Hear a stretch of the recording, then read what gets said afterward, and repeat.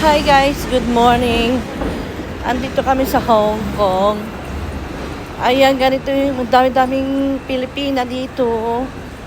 Nagpapadala sila ng kanilang mga package para sa kanilang mga mahal sa buhay. Ayan. Ewan ko kung saan lugar to. Ang dami oh. Ang dami mga binibiling pang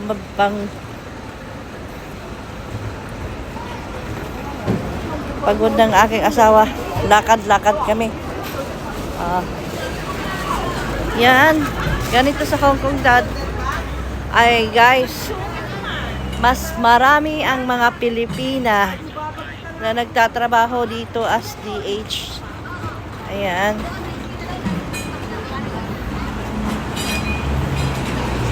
So, yun lang guys. I just wanna share. Dito po tayo ngayon sa Hong Kong. Ayan, naglalakad-lakad tayo.